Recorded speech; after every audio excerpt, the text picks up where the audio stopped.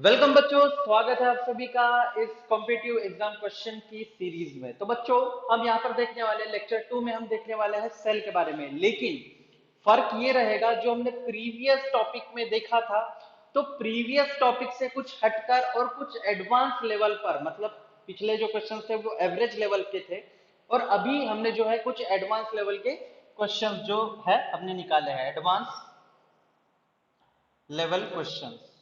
अब ये जो क्वेश्चंस है, ये किस तरह से आपकी हेल्प कर सकते हैं? ये क्वेश्चंस आपको टॉपिक की और थोड़ा सा इंटरेस्ट बढ़ाने के लिए, जैसे आप पढ़ते हो सेल चैप्टर अगर पढ़ते हो तो टॉपिक की और आपका जो है इंटरेस्ट थोड़ा इंक्रीज होता है बच्चों।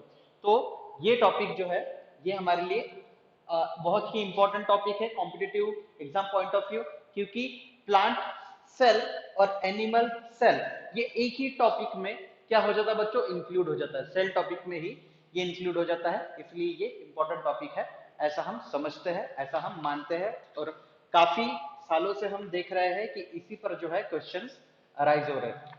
तो देखिए बच्चों, क्वेश्चन का जो सेट है आपके स्क्रीन पर अपीयर हो रहा होगा। तो क्वेश्चन का जो सेट है उसके क्वेश्चन के बारे में हम देखते हैं। तो फर्स्ट क्वेश्चन है, ये एडवांस एडवांस क्वेश्चन सीरीज है, एडवांस क्वेश्चन सीरीज, जिसमें हम देखेंगे कि ये जो क्वेश्चन है इसमें हम देखेंगे।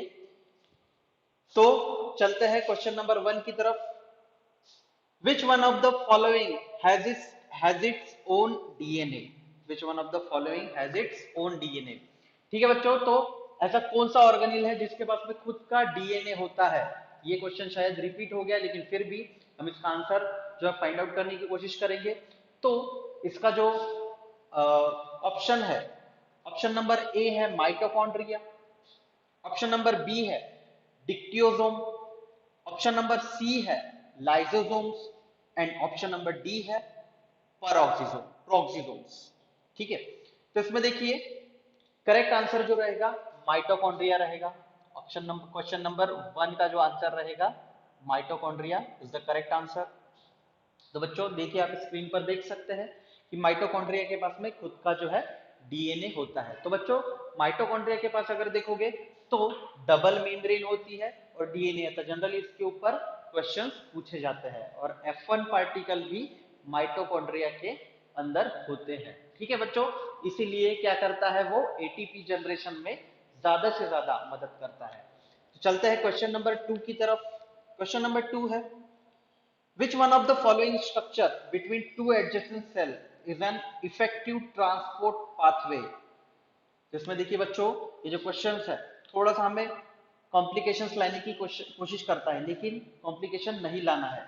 इसमें देखिए ऑप्शन नंबर ए है प्लाज्मोडेस्माटा, ऑप्शन नंबर बी है प्लास्टोक्यूनोन्स, ऑप्शन नंबर सी है endoplasmic reticulum, option number D है प्लाज्मा लेमा। तो ऑप्शन नंबर ए करेक्ट रहेगा, और बी सी डी क्यों इनकरेक्ट रहेंगे ये भी हम जानने की कोशिश करेंगे। तो क्वेश्चन नंबर 2 का जो आंसर है बच्चों वो रहेगा ए। तो ध्यान से देखिए बच्चों, ऑप्शन नंबर ए जो रहेगा करेक्ट आंसर आंसर रहेगा। ठीक है, इसमें देखिए प्लाज्मोडेस्माटा क्या करता है। प्लाज्मोडेस्माटा अगर नाम देखा जाए, प्लाज्मो मतलब प्लाज्मा, मतलब plasma, desmata means bridge, desmata means bridge, bridge type ये करता है। तो इसमें क्या होता है कि ये ब्रिज फॉर्म अगर कर रहा है, तो क्या होता है कि मटेरियल ट्रांसपोर्ट ये किसकी, माइक्रोट्यूब्यूल्स एंड मैक्रोट्यूब्यूल्स, किसकी मदद से, माइक्रोट्यूब्यूल्स एंड मैक्रोट्यूब्यूल्स, जो कि लिपिड और ग्लाइकोप्रोटीन इससे बनते हैं, माइक्रोट्यूब्यूल्स। तो ये सारी चीजें क्या करती है, हेल्प करती है किसमें, ट्रांसपोर्टिंग ऑफ मटेरियल। तो क्वेश्चन नंबर 2 का जो आंसर रहेगा वो रहेगा ए, प्लाज्मोडेस्माटा। नेक्स्ट है क्वेश्चन नंबर 3 की तरफ चलते हैं। क्वेश्चन नंबर 3 की तरफ, N elaborate network of filamentous proteinaceous structure present in the cytoplasm which help in the maintenance of cell shape is called। an elaborate network of filamentous proteinaceous structure present in cytoplasm which help in maintenance of cell shape is called। तो देखिए बच्चों, question number 3 का जो answer है, first है thylakoid. Thylakoid जो होता है क्लोरोप्लास्ट में प्रेजेंट होता है। ग्रेना का जो डिस्क लाइक शेप होता है वो। ऑप्शन नंबर बी है एंडोप्लाज्मिक रेटिकुलम। एंडोप्लाज्मिक रेटिकुलम में एसईआर और आरईआर दो टाइप के रेटिकुलम्स होते हैं, स्मूथ और रफ। ऑप्शन नंबर सी है प्लाज्मा लेमा। प्लाज्मा लेमा मतलब लेमिनर लेयर, प्लाज्मा की लेमिनर लेयर। और ऑप्शन नंबर डी साइटोस्केलेटन। तो option number D is the correct answer for this question. Option number D is the correct answer, क्योंकि cytoskeleton क्या करता है, अभी cytoskeleton अभी हमारी बॉडी का जो स्केलेटन है, ठीक है, हमारी बॉडी का जो स्केलेटन है उसके बेस पर ही हमारी जो बॉडी का शेप है, हमारी बॉडी का जो साइज है वो डिपेंडेंट है। और उसकी वजह से हमें जो है शेप, पर्टिकुलर शेप जो है हमें मिल रहा है। तो बच्चों, सेल से अगर हमें साइटोस्केलेटन से हमें क्या मिलेगा, सेल को शेप मिलेगा। साइटोस्केलेटन से हमें सेल को शेप मिलेगा, इसलिए क्या होता है, साइटोस्केलेटन जो है क्या करता है, स्ट्रक्चर प्रोवाइड करने का काम करता है बच्चों। तो इस तरह से साइटोस्केलेटन क्या करेगा, स्ट्रक्चर प्रोवाइड करने का काम करेगा। नेक्स्ट हम चलते हैं क्वेश्चन नंबर 4 की ओर। क्वेश्चन नंबर 4 की ओर चलते हैं। तो middle lamella is composed mainly of, middle lamella is mainly composed of, option number A है muramic acid, option number B है calcium pectate, option number C है फॉस्फोग्लिसराइड्स, ऑप्शन नंबर डी है hemicellulose. तो बच्चों, मिडल लेमेला के बारे में अगर आप एक बात समझोगे, ठीक है, मिडल लेमेला मतलब आउटर जो होगी प्लाज्मा, इनर जो होगी cell wall. Middle lamella generally होता है टफन, जो होता है मिडल लेमेला, मिडल लेमेला जो होता है टफन स्ट्रक्चर जो है वो कंटेन करता है, टफ स्ट्रक्चर जो है कंटेन करता है। मिडल लेमेला के टफ स्ट्रक्चर होने की वजह से उसमें क्या कंटेन होता है, कैल्शियम। मिडल लेयर होने की वजह से उसमें कैल्शियम होता है, जो उसको क्या करता है, एक टफ लेयर फॉर्म करने में मदद करता है, टफ लेयर फॉर्म करने में मदद करता है, ठीक है। लेमिनर स्ट्रक्चर ऑर्गेनेल्स को हम जो जैसे बारिश में हम छाता यूज करते हैं ना, उसी टाइप से ये जो कैल्शियम पेक्टेट की जो लेयर है, मतलब मिडल लेमेला है, ये क्या करेगा, मिडल लेमेला ये हार्ड कवरिंग प्रोवाइड करेगा। तो ऑप्शन क्वेश्चन नंबर 4 का जो आंसर है, क्वेश्चन नंबर 4 का आंसर है सेलुलोज पेक्टेट, मतलब कैल्शियम पेक्टेट, ठीक है, कैल्शियम पेक्टेट जो है वो करेक्ट आंसर रहेगा बच्चों। सॉरी, सेलुलोज नहीं, कैल्शियम, कैल्शियम ये करेक्ट आंसर रहेगा। क्वेश्चन नंबर 5 की तरफ चलते बच्चों, चलते हैं क्वेश्चन नंबर 5 की तरफ। Cytoskeleton is made up of, cytoskeleton किससे बना हुआ होता है, साइटोस्केलेटन मतलब सेल का जो स्ट्रक्चर हमें प्रोवाइड हो रहा है वो किससे बना होता है। तो ऑप्शन नंबर ए है सेल्यूलोज, सेलोज डिपॉजिट, सेल्यूलोज है एक्चुअली वो, प्रिंट मिस्टेक है वो। ऑप्शन नंबर बी है cellulosic microfibrils, option number C है proteinaceous filament, option number D है कैल्शियम कार्बोनेट ग्रैन्यूल्स। तो बच्चों, इसमें देखिए जो साइटोस्केलेटन होता है वो प्रोटीनाशियस फिलामेंट से बना होता है, साइटोस्केलेटन प्रोटीनाशियस फिलामेंट से बना होता है। क्वेश्चन नंबर 5 का जो आंसर रहेगा बच्चों, क्वेश्चन नंबर 5 का वो रहेगा सी, प्रोटीनाशियस फिलामेंट्स। ठीक है बच्चों, क्वेश्चन नंबर 6 की तरफ चलते हैं। क्वेश्चन नंबर 5 तक हमने देख लिया। आपको क्वेश्चन अपीयर हो रहे होंगे, वैसे वैसे आप जो है स्क्रीनशॉट ले सकते हैं और या तो उस पर ही जो क्वेश्चन के आंसर है उस पर टिक कर सकते हैं बच्चों। इसमें देखिए क्वेश्चन नंबर 6 पर चलते हैं। क्वेश्चन नंबर 6 में है plasmodesmata are, plasmodesmata are. Option number A है locomotory structure, option number B है membranes connecting the nucleus with plasma lemma, membranes connecting with the nucleus with plasma lemma, option number C है connection between adjacent cell, option number D है lignified cemented layer between cell, lignified cemented layer between cell. इसमें देखिए students, प्लाज्माडेस्माटा जो होता है, plasmodesmata अभी जो है, अब जब थोड़ा सा इसमें डिटेल जाओगे तो प्लाज्मोडेस्माटा क्या करता है, प्लाज्मोडेस्माटा एक जो है एडजेसेंट सेल मतलब बोला जाता है जैसे जैसे हम देखते हैं कि इंडोप्लाज्मिक रेटिकुलम के साथ में क्या अटैचमेंट होता है, गोल्जी कॉम्प्लेक्स, थोड़ा सा अटैचमेंट इसका होता है। तो एडजेसेंट सेल इनको बोला जाता है। अब एडजेसेंट सेल को जो है कनेक्टिंग करने का काम कौन करेगा, प्लाज्मोडेस्माटा।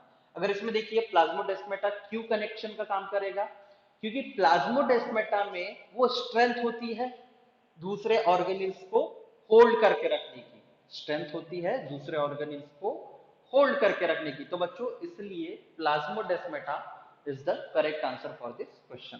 तो क्वेश्चन नंबर 6 का जो आंसर रहेगा, क्वेश्चन नंबर 6 का आंसर रहेगा connecting between adjacent cell, connection between adjacent cell, adjacent cells को ये कनेक्ट करेगा। देखिए बच्चों, बायोलॉजी में जो है इजी हम मान सकते हैं, क्योंकि क्या होता है कि बायोलॉजी में सॉल्विंग पोर्शन जो है बहुत ज्यादा नहीं होता, सॉल्विंग पोर्शन बहुत ज्यादा नहीं होता।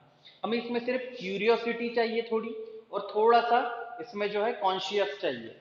कॉन्शियस इसलिए चाहिए क्योंकि टाइम पर हमें ध्यान में आना चाहिए कि हम किस क्वेश्चन के बारे में पढ़ रहे हैं बच्चों। तो जिस क्वेश्चन के बारे में भी पढ़ रहे हैं उन क्वेश्चन को हमें तुरंत ध्यान में लाना है, इसलिए हमें practice practice and more practice it needs in the biology. Okay बच्चों, तो नेक्स्ट हम चलते हैं क्वेश्चन नंबर 7 पर। क्वेश्चन नंबर 7 पर हम चलते हैं, तो उसमें देखेंगे क्वेश्चन नंबर 7 पर, in germinating seed fatty acid are degraded exclusively in the, fatty acid जो है किसमें डिग्रेड होते हैं। देखिए यहां पर दो ऑप्शन जो है कंफ्यूजिंग करने वाले, fatty acid are degraded exclusively in the, option number A है लाइसोसोम्स, ऑप्शन नंबर बी है पेरोक्सिसोम्स, ऑप्शन नंबर सी है राइबोसोम्स, ऑप्शन नंबर डी है नन ऑफ दिस। तो क्वेश्चन नंबर सी में आप देखिए, जो लाइसोसोम्स रहेगा वो सारी की सारी सेल को डिजनरेट करेगा, सारी की सारी सेल को डिजनरेट करेगा, लेकिन फैटी एसिड जो हो जाएंगे, फैटी एसिड लाइसोसोम क्या करेगा, सेल को डिजनरेट करेगा, lysosome degenerate cell and waste product of cell, ठीक है। फैटी एसिड को जो रहेगा वो पेरोक्सिसोम्स करेगा, पेरोक्सिसोम्स क्या करेगा, उसको डाइजेस्ट करने का काम करेगा। तो बच्चों इस पर ध्यान दीजिए।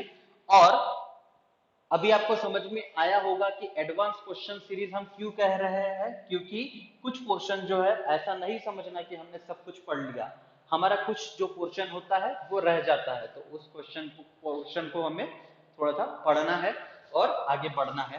तो क्वेश्चन नंबर 7 का जो आंसर रहेगा, option number B is the correct answer.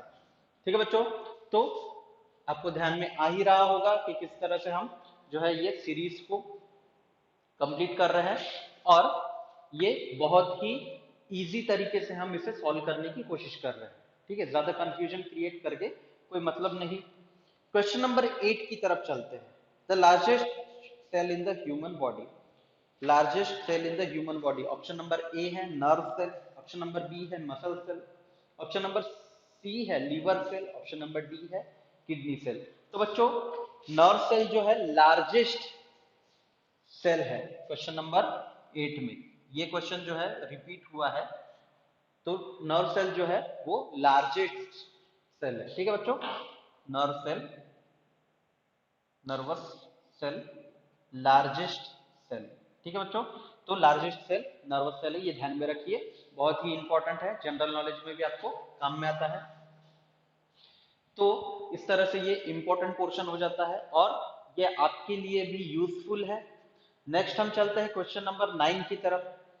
तो बच्चों क्वेश्चन नंबर 9 पे हम देखते हैं, आपको स्क्रीन पर अपीयर हो ही रहा होगा। क्वेश्चन नंबर 9 की ओर चलते हैं। क्वेश्चन नंबर 9 में, important site for formation of glycoprotein and glycolipids. अगर आपने किसी ने पढ़ा होगा तो ग्लाइकोप्रोटीन भी फॉर्म करता है और ग्लाइकोलिपिड्स भी फॉर्म करता है, ठीक है। तो ऑप्शन नंबर ए है वैक्यूल्स, ऑप्शन नंबर ए है वैक्यूल्स, ऑप्शन नंबर बी है Golgi apparatus, option number C है प्लास्टिड, ऑप्शन नंबर डी है लाइसोसोम। तो इस तरह से हमारे पास में 4 ऑप्शन है बच्चों। तो इसमें देखिए वैक्यूल्स जो है सेल के अंदर, अभी जैसा हम सेल का स्ट्रक्चर बनाते हैं, वैक्यूल्स क्या करेगा, जितना भी वेस्ट मटेरियल है वो अपने, वैक्यूल्स मतलब एम्प्टी स्पेस, वैक्यूल्स मतलब एम्प्टी स्पेस। देन है गोल्जी apparatus। गोल्जी apparatus क्या करता है, गोल्जी apparatus के पास में एक तो राइबोसोम्स होते हैं जिसकी मदद से क्या करता है वो प्रोटीन सिंथेसिस करता है, ठीक है, ग्लाइकोप्रोटीन सिंथेसिस करता है। और उसके पास में स्मूथ इंडोप्लाज्मिक रेटिकुलम के टाइप में एक उसके पास में जो होता है ट्यूब्यूल्स, उसके पास में tubules cisternae and ossicle vesicle, ठीक है, ट्यूब्यूल्स सिस्टर्नी एंड वेसिकल्स जो होते हैं उसके, तो उसमें क्या करता है ट्यूब्यूल्स की मदद से लिपिड भी फॉर्मेशन का काम ग्लाइकोलिपिड गोल्जी कॉम्प्लेक्स जो है वो कर सकता है। इसलिए क्वेश्चन नंबर 9 का जो आंसर रहेगा, क्वेश्चन नंबर 9 का जो आंसर रहेगा बच्चों, क्वेश्चन नंबर 9 का जो आंसर रहेगा वो रहेगा बी, गोल्जी कॉम्प्लेक्स। तो इस तरह से हमने 9 क्वेश्चन कंप्लीट कर लिए हैं। नेक्स्ट हम चलते हैं क्वेश्चन नंबर 10 की ओर। Which one of the following is not considered as part of endomembrane system? कौन सा जो पार्ट है इसको एंडोमेम्ब्रेन सिस्टम का पार्ट नहीं माना जाता, ऑर्गेनिल्स नहीं माना जाता, ठीक है, ऑर्गेनिल्स मतलब वेल डेवलप ऑर्गेनिल्स इसको नहीं माना जाता, ये सिर्फ डाइजेशन का काम करता है, फैटी एसिड को खत्म करने का काम करता है बच्चों।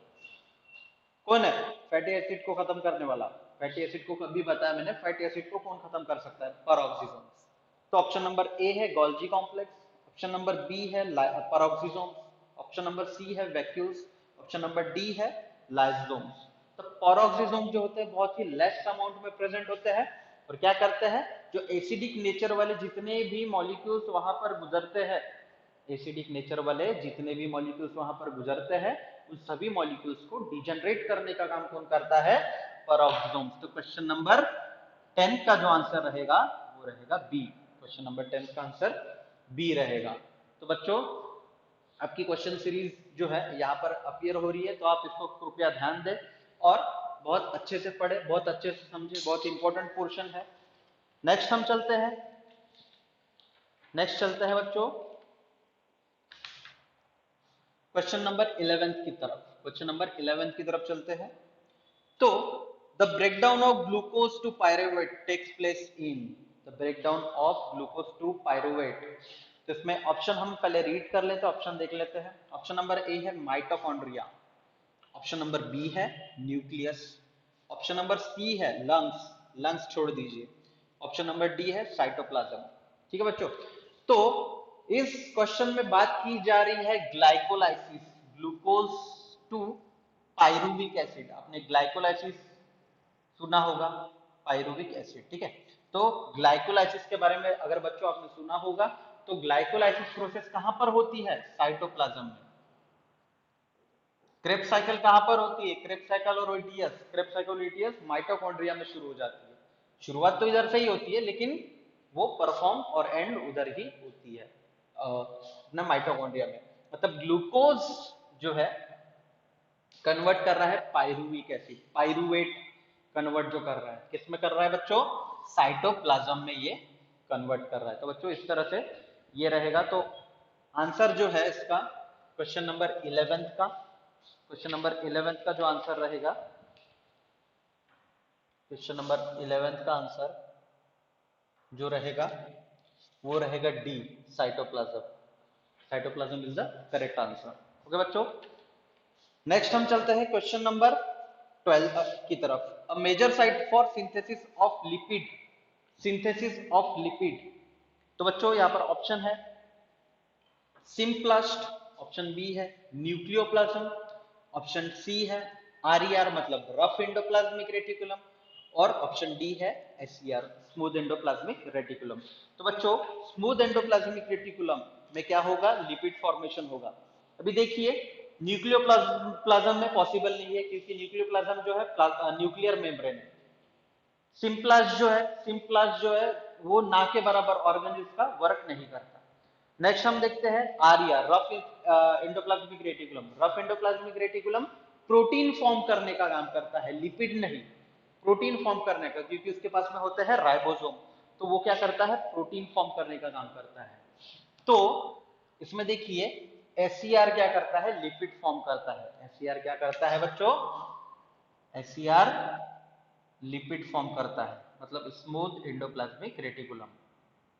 स्मूथ एंडोप्लाज्मिक रेटिकुलम क्या करता है, लिपिड फॉर्म करने का काम करता है। तो क्वेश्चन नंबर 12 का जो आंसर रहेगा, 12 का जो आंसर रहेगा वो रहेगा डी। क्वेश्चन नंबर 12 का आंसर रहेगा डी बच्चों। ठीक है, क्वेश्चन नंबर 11 का आंसर भी डी आया और क्वेश्चन नंबर 12 का आंसर भी डी आया। तो बच्चों चलते हैं क्वेश्चन नंबर 13 की तरफ। The term glycocalyx is used for, glycocalyx का मतलब सबसे पहले जान लेते हैं।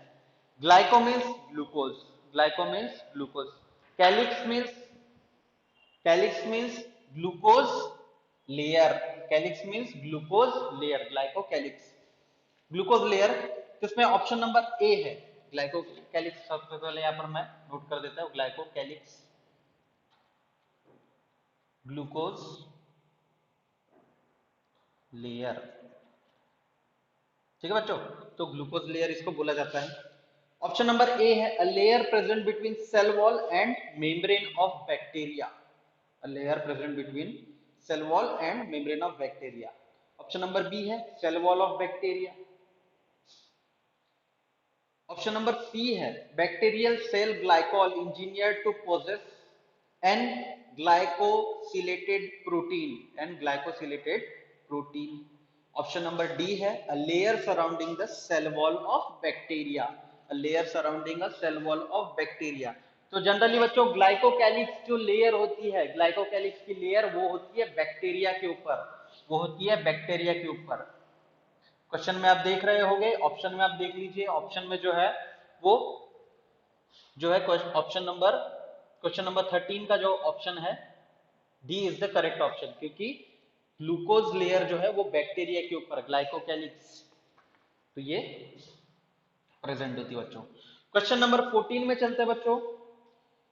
तो स्टूडेंट्स यहां पर देखिए, which of the following types of plastic do not contain stored food material. ठीक है, stored food material, do not stored food material. तो इसमें देखिए बच्चों ऑप्शन है, option number A chromoplast, option number B elaioplast elaioplast, option number C aleuroplast, option number D amyloplast. ठीक है बच्चों, तो इसमें जो है ये तीनों जो ऑर्गेनिल्स है, तीनों जो ऑर्गेनिल्स है, तो ये इसमें से सभी जो है फूड मटेरियल जो है स्टोर करके रखता है अलग अलग फॉर्म में, इसलिए उनके नाम भी जो है अलग अलग तरह से दिए गए हैं। क्रोमोप्लास्ट जो है, क्रोमोप्लास्ट वो सिर्फ कलर पिगमेंट जो है स्टोर करके रखता है। क्रोमोप्लास्ट कलर पिगमेंट मतलब फोटोसिंथेटिक पिगमेंट जो होते हैं ना बच्चों, तो उसको स्टोर करने, अगर सपोज कैरेटेनॉइड की कोई यहाँ पर पिगमेंट है, तो कैरेटेनॉइड की जो है एक लेयर बनाएगी, कैरेटेनॉइड कोई लेयर बनाएगी, तो उसको बोला जाता है क्रोमोप्लास्ट, उसको क्रोमोप्लास्ट बोला जाता है। मतलब फोटोसिंथेटिक पिगमेंट अगर कोई लेयर बना रहा है तो उसको बोला जाता है क्रोमोप्लास्ट। तो इसका करेक्ट आंसर रहेगा बच्चों क्रोमोप्लास्ट। क्वेश्चन नंबर 14 का करेक्ट आंसर रहेगा क्रोमोप्लास्ट, ऑप्शन नंबर ए जो है करेक्ट आंसर है बच्चों। तो इसमें देखिए क्वेश्चन नंबर 15 की ओर चलते हैं, क्वेश्चन नंबर 15 की ओर बढ़ते हैं। क्वेश्चन नंबर 15 में देखिए, which of the following best illustrate feedback in development. कौन सा स्टेटमेंट जो है यहाँ पर बेस्ट फीडबैक इन डेवलपमेंट देता है। तो इसमें देखिए ऑप्शन नंबर ए है tissue X RNA which changes the development of tissue, Y. Option number B है as tissue X develops it secrete enzyme that inhibit the development of tissue, Y. Option number C है as tissue X develop it secrete something that includes tissue Y to develop, as tissue x develop it secretes something that slow down the growth of tissue। बहुत ही confusing questions है, लेकिन इसमें options जो है बहुत ही confuse करते हैं। लेकिन इसमें जो ऑप्शंस के जो देखिए आप, तो इसमें देखिए कोई भी टिश्यू अगर डेवलप हो रही है, मतलब सेल डिवीजन में आप अगर आप देखो डिफरेंशिएशन, डी डिफरेंशिएशन, रीडिफरेंशिएशन, इसमें क्या होता है कि एक सेल जैसे डेवलप हो रही है, एक सेल जैसे डेवलप हो रही है तो दूसरी सेल को क्या करेगी, वो स्लो डाउन करेगी डेवलप होने में।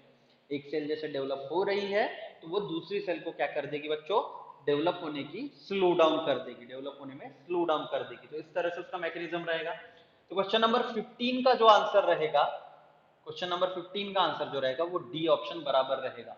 ऑप्शन एक बार ध्यान से पढ़िए, आपको समझ में आ जाएगा। स्टेटमेंट, स्टेटमेंट आपने अगर बहुत अच्छे से पढ़ा तो आपको वो स्टेटमेंट का जो है रियलिटी समझ में आ जाएगी बच्चों।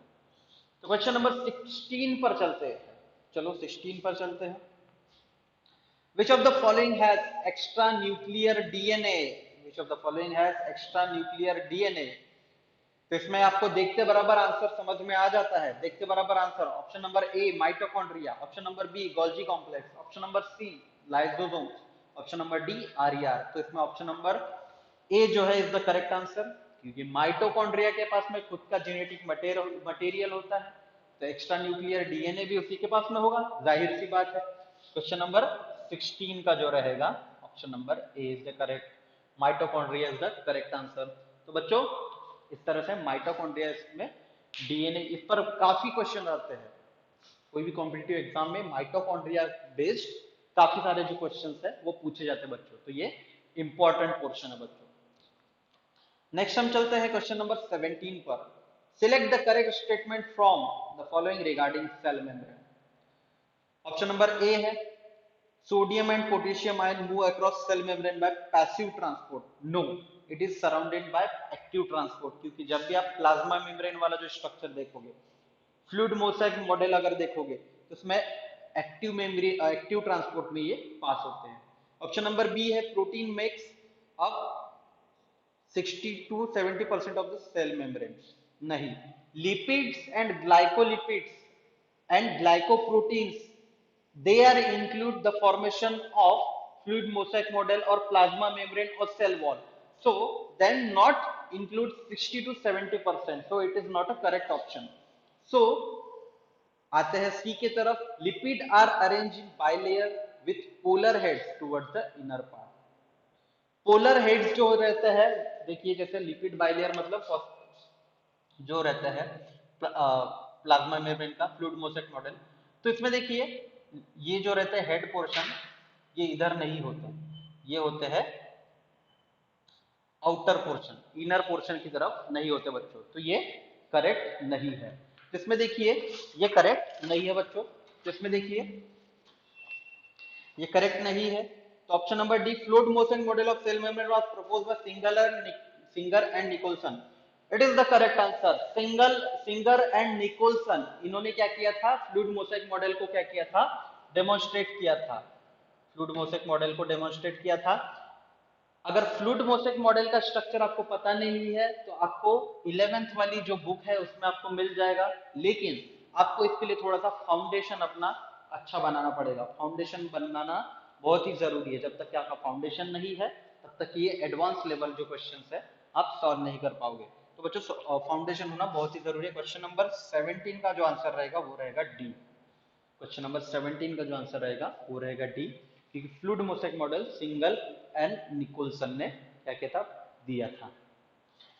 नेक्स्ट है question number 18, what is true about ribosome. What is true about ribosome.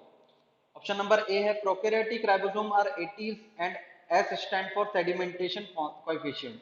नहीं, प्रोकैरियोट्स में 70s type of sedimentation coefficient तो बराबर है, 70s टाइप ऑफ क्या रहता है उसमें, प्रोकैरियोट्स में राइबोसोम्स रहते हैं। ऑप्शन नंबर बी है they are composed of ribonucleic acid and protein, yes it is correct answer, correct option, ribonucleic acid and proteins. Option number C है are found only in eukaryotic cell, नहीं, prokaryotic as well as eukaryotic.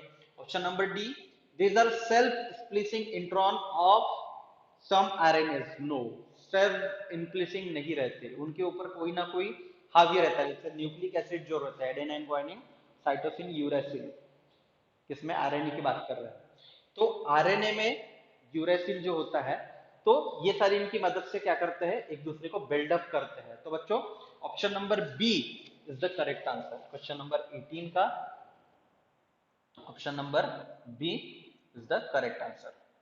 ठीक है बच्चों, तो question number 18 का option number B is the correct answer. Then question number 19 की ओर बढ़ते हैं। Which one of the following does not differ in E. coli and Chlamydomonas?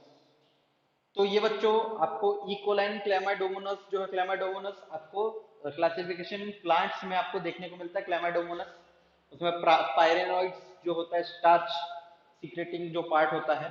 इसमें देखिए option number A ribosome, option number B chromosomal organisation, option C cell wall, option D cell membrane.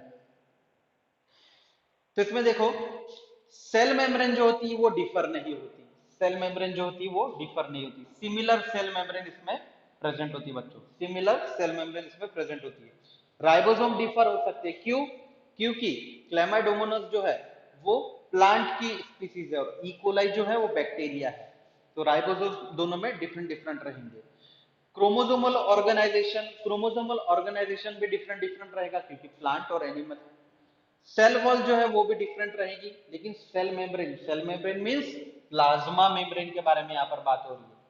Plasma membrane means animal और plant में जो plasma membrane होती है वो similar होती है। सेल मेम्ब्रेन या तो प्लाज्मा मेम्ब्रेन, तो एनिमल और प्लांट में जो है सेल मेम्ब्रेन या प्लाज्मा मेम्ब्रेन सिमिलर होती है। ठीक है, प्रोकैरियोट और यूकैरियोट की यहाँ पर बात चल रही है, डिफरेंशिएशन। ठीक है बच्चों, प्रोकैरियोट और यूकैरियोट की यहाँ पर बात चल रही है, तो option number D cell membrane is the correct answer for the E coli and Chlamydomonas. Next है question number 40, which one of the following cellular part is correctly described? Option number A है thylakoids, flatten membrane, sacs forming the grana of chloroplast, option number B है centriole site for active RNA synthesis, option number C है ribosomes, those on chloroplast are larger 80s while those in cytoplasm are smaller 70s, lysosome optimally active at pH of about 8.5। तो बच्चों इसमें देखिए option number B में देखिए, option number B RNA site नहीं है, option number B मतलब centriole जो होता है वो स्पिंडल फाइबर को अटैचमेंट प्रोवाइड करने के लिए, हमने प्रीवियस क्वेश्चन पेपर में देखा है कि सेंट्रियोल क्या करता है, सेंट्रियोल जो है स्पिंडल फाइबर को अटैचमेंट प्रोवाइड करता है, स्पिंडल फाइबर को अटैचमेंट प्रोवाइड करता है, नॉट टू आरएनए सिंथेसिस और डीएनए सिंथेसिस। देन राइबोसोम्स यहाँ पर आता है, those on chloroplast are larger ATAs while those in cytoplasm are smaller ATAs।